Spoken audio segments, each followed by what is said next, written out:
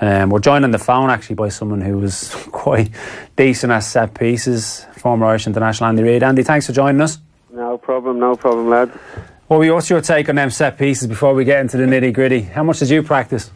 Well, listen, it needs lots and lots of practice, repetitiveness, and sometimes it gets a little bit boring after a while, but if you keep doing the same things with it and keep putting the ball in the same area, the lads keep making the same runs, and eventually it will click, but it does take a lot of practice, and more so, in the modern game, there's nothing left to chance anymore. Everything is done all the time. It's kept going and kept going. So it needs to be practiced. It's not something that you can just turn up on the day and expect it to happen. It doesn't really work like that anymore. Really, we've had a tough couple of weeks. We've been discussing it here, getting dug into some of the issues that have gone on in the last couple of weeks. If I bring you back 7 days ago to the game in Cardiff against Wales, look, we know it wasn't great. Can you cherry pick or kind of focus on what were the most alarming parts of that performance for you? It was, for me, it was that nobody seemed to be getting close to anybody. Wales seemed to have so much time on the ball, and that was worrying for me because I'm thinking lots of different things there. I'm thinking to myself, why is that happening? The units are too far apart. The midfielders didn't want to go and close anybody down because they got picked off. We definitely should have had three in midfield against their three. So there was a lot of things that were quite alarming. But when you're in a game and sometimes we've all played in games where it's not been going quite well and you're getting popped, and the one thing that you want to do is try and get close to somebody and leave a little bit on them, get a tackle in, try and win the ball back, try and do something. And the Irish players didn't have the platform to do that in their game. Now, one aspect of this international camp has been Keane. If we bring it back a couple of weeks ago, Martin was the one who really highlighted the altercations between Roy and Harry Arthur, Roy and John Walters. He's someone that you know quite well. You've played with him obviously at international level. When you came into the squad, he was the captain, and then also at club level, he was your manager. So, firstly, as a player, what made him tick? What was he like, really? I got asked this the other day, obviously because there's been lots of talk about everything that's been going on. So I got asked this the other day about what was it about Ryan. And as a player, I remember, we came into the squad and he came back into the squad afterwards because he hadn't been playing for a while since Saipan. But when he came back into the squad, the lads that didn't really know him were a little bit tentative and like, what's he going to be like? And he was great with us, he really was great with us. And I think what made him special, I've never played with a player before or after who had such an effect on the group in regards to when he came in, everybody seemed to kind of lift their game 1 or 2%. That can work both ways as well. Is there some people who aren't mentally strong can be a bit intimidated by that and can find that a little bit difficult. But we had a really good group of lads there, and most of the lads were pretty mentally strong. So he normally got a raise out of us, and everybody went up. And I've never really experienced that with any other player having that kind of effect. He had a huge presence, like there's no doubt about that. And his standards, everybody you speak to, like you've just alluded to, Manchester United, the standards that he sets, he's just not willing to drop beneath that. So when you have him then as a manager, did that change in any way because he steps onto the other side of the fence? No, them standards are still there. I found with a manager, it wasn't so much. Because listen, the Sunderland players when we were there, we weren't as good as the Man United teams that Roy played in, and I don't necessarily think it was always the quality that he was a stickler about, because he knew that we weren't as good as Manchester United. I think the thing that really bothered him was the mentality. He didn't see why we couldn't have a good or strong mentality as Manchester United. And I'll give you an example. He used to say, when Man United go away from home, they play exactly the same way. They pass the ball early doors, they get stuck in, they try and get goals early doors, they attack the game, no different to how they would attack a home game. And he didn't. And he said that's a mentality thing, and he didn't understand why all players couldn't have that type of mentality. Andy, what kind of role did he have on the training field? Did he do much coaching? No, didn't do much coaching. He was more of a manager. I think he was kind of feeling his way into the coaching. I think he was doing his pro license as he was manager.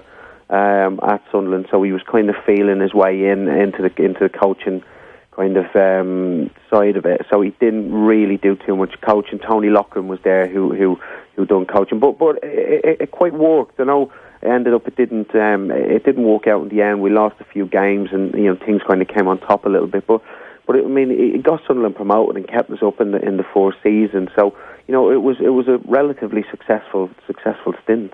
But when you just say that, he talked about Manchester United, when they play away from home, they play the same way. The fact that he's at a club that haven't got the same ability as Manchester United, is that not where, as a manager, maybe he has to accept that? And I don't know, did he show huge signs of frustration if that wasn't the case, if you weren't playing the way he wanted to play?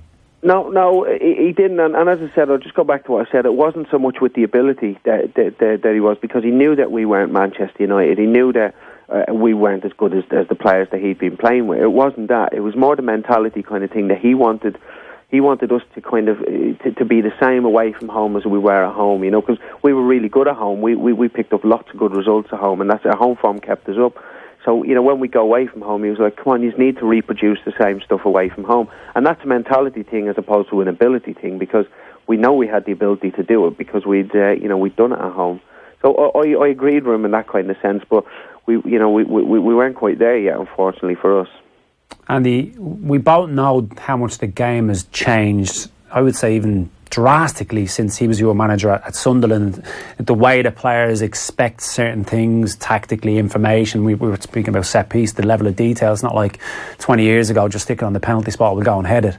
So if we focus on Roy in particular, does he need to change his approach, especially when you hear little bits and bobs that have come out via the Stephen Ward recording over the weekend, which were obviously very unfortunate?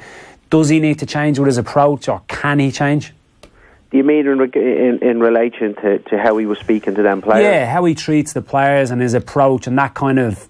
Well, I think there's a little bit of both. I know it has totally changed. We know that it's totally changed, and some of the things that have come out, if they were what was said, then it's probably taken a little bit too far. On the other side of things as well, I do think players need to toughen up a little bit. I think players are a little bit too soft and a little bit too precious for me. I mean, there's many a bollocking that we've got. You know what I mean? And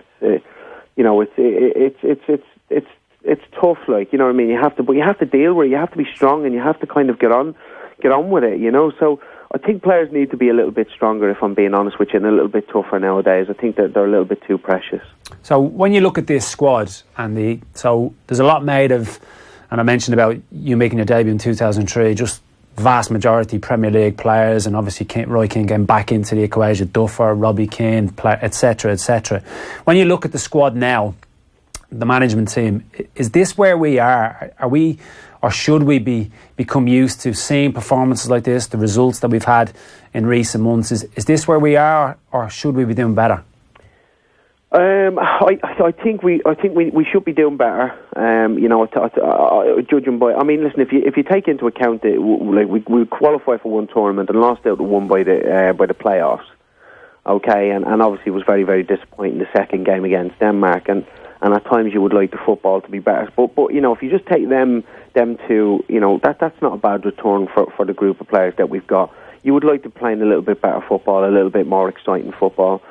But, you've got to look at the fact that, although we do expect a little bit more, we've got to look at the fact that the players aren't the quality of players that we have had in years gone by. And you can kind of gloss it up and say, we need to do this and we need to do that. But we need better to start producing better players. And the stuff going on at underage level, I know you've worked at the underage stuff as well, Keith, and I've done it as well.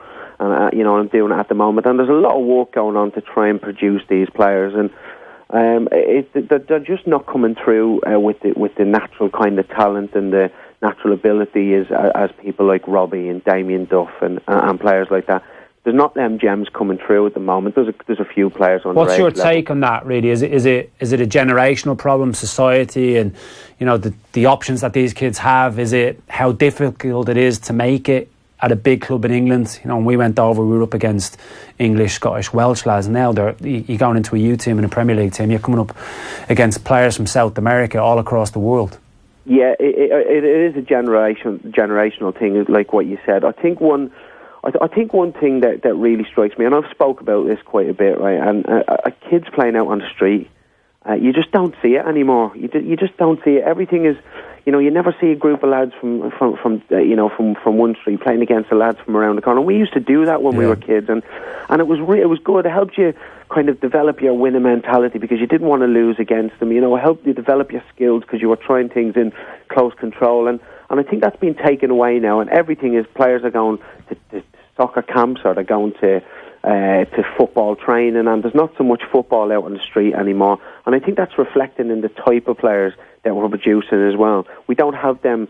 I mean, Robbie Keane's one of the most naturally kind of gifted players that we've ever produced. Everything that he'd done was so instinctive, and that comes from playing out on the streets and playing with his mates. How can I get a goal? How can I do this? And he's a perfect example of it. Yeah, you're trying to replicate that, but it's very hard, like you said, to replicate it in a summer camp. I've been at those summer camps as a coach, and I can remember back even as a kid, you practice all these moves, but you basically learn it on the street. So how do we get over that then?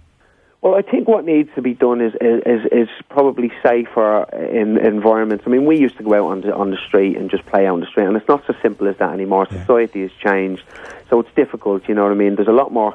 Well, just if you strip it back to the bare bones, there's a lot more traffic on the streets nowadays, so it's not as safe for kids. So I think safe for kind of maybe 5-a-side pitches that are maintained and that are looked after and maybe monitored. That kids can use. I think that might be a bit of a start to getting kids back out. And I think parents have to take a bit of responsibility. I mean, when we were kids, in the summer holidays, and not because she wanted us to go out and play football, but because she wanted to get rid of us. My ma would say, "Right, out you's going. I don't want to see you until dinner." Come in for dinner. That's it. It is, though, isn't it? It's a huge issue. Andy's involved with the underage teams at the moment. I have been involved, and I'm sure he's in agreement that we have got some very promising young players. But it's getting that combination, and obviously a lot depends on what they're doing, obviously, when they go across the water, or the new national leagues in place. Andy, before you go, just want to ask you about next month, after the Poland game, maybe a few little positive signs for us. A few players I thought done quite well. What are you expecting from the doubleheader next month? Listen, there was lots of positives to take from the game, and Poland got a great result against Italy there the week before. So you're playing against a really, really top side. So it was going to be difficult, and they got a decent result. So they should take that positives, try and put the Wales one to bed. It's going to be difficult, against Denmark. It really is. They're a good side. We watched them against Wales, and they were really on the money now. I have to say, they were really, really good. So it's going to be tough, but listen, when our backs are against the wall, then you want to come out fighting and you want to give it a right go, and that's all Irish people I think want to see, is people giving it a right go and having a good kind of go at it, really. Yeah, listen, I totally agree. Listen, we really appreciate you taking the time. We'll catch you again soon. Take care, lads. Thanks, bye.